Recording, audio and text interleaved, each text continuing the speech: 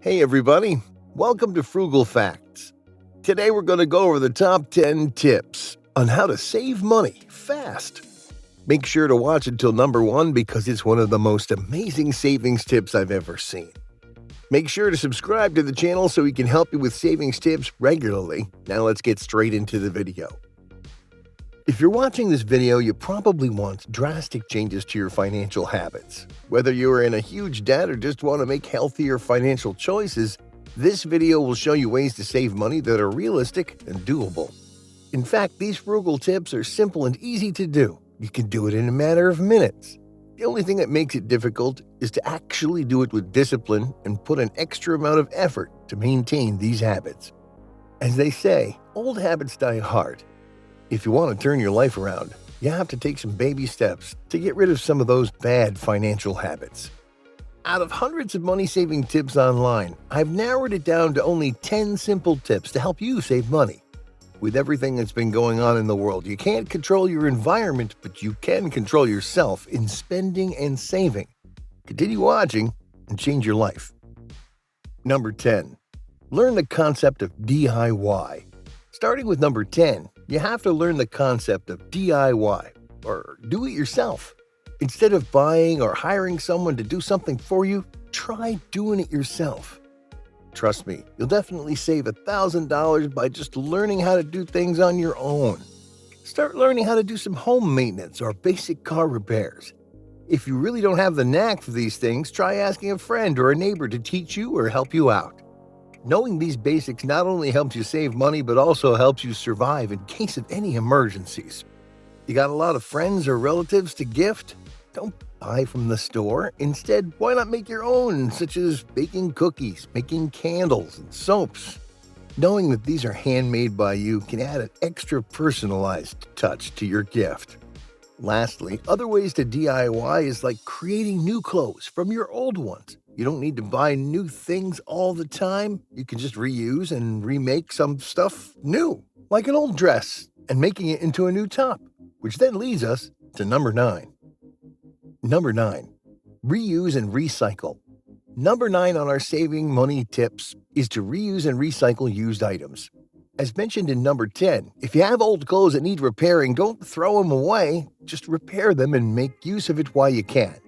Got extra containers from groceries? Don't toss them out yet. You can make use of it as an organizer, or maybe use it to store food or other things. I'm not saying to become a hoarder for this stuff, but use these items wisely to help you restrain from spending too much on non-essential items. Not only do you save money, but you also help the environment from incurring too much waste. Finally, if you really need to buy something, buy used items online or items from thrift shops. You'd be surprised what a good deal you can find on unique and quality products. Number 8. The art of waiting. Number 8 on having a frugal lifestyle is waiting before buying. Strolling through malls or browsing in online shops can land your eyes on items you think is a must-buy, which leads you to swipe that card like there's no tomorrow. Practice having a 24 or 48-hour waiting period before you buy something. This is probably one of the most difficult habits to control, but you have to learn how to manage impulse buying. With a waiting period, you'll eventually realize you don't need that new shirt or newly released smartphone. Your buying impulses will soon fade out during the waiting period, and you'll have to ask yourself, do I really need this now? If your answer is no, then skip it. Sometimes we let our emotions control our expenditures. Whether we are happy, sad, or stressed, we let these emotions get in the way of saving money. If you feel stressed, do a hobby instead. Rather than stress buying, you can watch a movie, do yoga, or play a sport. You'll feel stressed all the more when you realize your pockets are almost or maybe completely empty. Number 7. Invest. Yes, invest in stocks, a business, or even life insurance with investments. Some people may think that these are expenses, but you have to change that mindset because investments are for your long-term goals, especially when you retire. Most life insurances offer insurance with stocks and monthly interest that adds on your total withdrawable amount when you reach your retirement age. It's kind of like your savings, but not in a bank. If you do not want to wait until you retire, you can just as easily withdraw this interest amount and use it. Some people prefer saving using their bank account with interest. Make sure to choose a bank with better offers that can help you reach your target savings faster and attain your goals. Number 6. Control your food expenses, but do not starve yourself. Well, this means no Starbucks, no fast food or takeout, and no overspending on groceries. When I say control your food expenses, it doesn't mean to deprive yourself of food and go on a diet and starve. No, this means to limit unhealthy and unnecessary food you purchase in restaurants. Instead of buying a $5 cup of coffee, make your own coffee at home and use a tumbler to take it with you to the office. Instead of buying unhealthy fast foods and takeouts, make time to cook your own food and make healthy meal preparations. Planning out your meal and expenses goes a long way. It not only helps you budget, but it helps you choose healthier food options. If you feel you don't always have time to cook food, try to set a day for cooking a set of meals that will last you for at least 3 days, which you can also pack for your lunch at the office. This removes your mindset of buying quick fast foods or meals. You'll be able to save at least $500 by changing this unhealthy habit. Lastly, when you do groceries, always have a list and stick to it to avoid buying that extra commodity or snack you see in the racks. Number 5. Cut and cancel non-essential expenses. Part of frugal living is cutting down on non-essential and expensive habits such as smoking. I know what you're thinking, but I'm not going to lecture you on why you should stop smoking because of health-related reasons. Everyone is aware of that. You know it, I know it.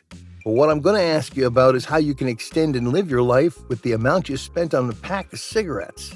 A pack of cigarettes costs about $7. If you buy that pack a day, that would be $2,562 a year, making it $25,620 for 10 years of smoking. Now, you could have used that to invest in a long-term business or even a house and have more chances of spending time with your family without financial and health worries. Well, enough of that. The best thing that you can do is cancel cable, magazine, memberships, and other subscriptions that you do not need. It's most likely that you're not reading or watching TV all the time. You probably aren't even using your gym membership. These are memberships and subscriptions that are easily accessible through the internet and at the comfort of your home. You might think you need it, but once you cut the cord on these, you'll soon realize it was the best decision ever. Number 4. Know your priorities and goals. Number 4 is among the most important tips on how to save money. Always have a goal set in mind and know the difference of priorities versus wants and needs. Whether you are saving for a wedding, a vacation, or a house, there should be a goal for your savings. With your personal goals, you will be able to set a strict budget to attain them. You can divide your goals into short-term and long-term goals. Now let's start with your short-term goals. These goals can be your goals for 1 to 5 years, such as vacations, a car down payment, or setting aside for an emergency fund. These are realistic and attainable, which you could save up for in a couple of years. For long-term goals, like 10 years or so, it can be your house, your retirement, family fund, or your children's education fund. Knowing your priorities will help you allocate enough funds every month. There are several institutions, depending on your country, that will help you ensure your child's education, or a bank with good offers that can help you buy a house without bleeding you dry in the long run. And number 3, have savings. We're now in the top 3 of the video on how to be frugal. We've talked about which ones to spend on. Now let's dive into not spending by saving money. Once you have set goals in mind, you have to make sure that you allocate enough funds from your salary to save up for that. As stated in the book called The Rich Man in Babylon by George Samuel Clayson, you should save 10% of your salary, and you can choose to invest it as well. No matter how many bills you have to pay, always set aside for yourself. Make it a habit to save 10% and pretend it's not there, so you don't use it for your other expenditures. 10% of savings is only minimal. If you want to go higher, the better. To help you save, you can have an automatic transfer from your salary account to your savings account, meaning you should have separate bank accounts for your savings and hide that ATM card to reduce the temptation of using it. One last good tip in saving is seriously keeping that loose change. Some people don't like having coins. But if you really want to be frugal, I suggest you keep them. Those coins go a long way, whether for filling up the gas tank or buying a bag of coffee beans. That $100 worth of coins that you've collected surely come in handy sometime. Number 2, track your expenses. The best way to stick to your budget is to use an expense tracking app. Having an overall picture of your expenses helps you see your spending habits and where your money goes. We sometimes make little purchases we feel that doesn't even hurt our pockets, but when you pile it up, you'd be surprised as to how much it was all in all. With a tracking app, you can trace which ones can be cut down and which ones you can keep. A tracking app usually involves your income and expenses. You can write down your total income for the month or the week, after which every time you spend from as little as $1 to over $1,000, you have to list it all down.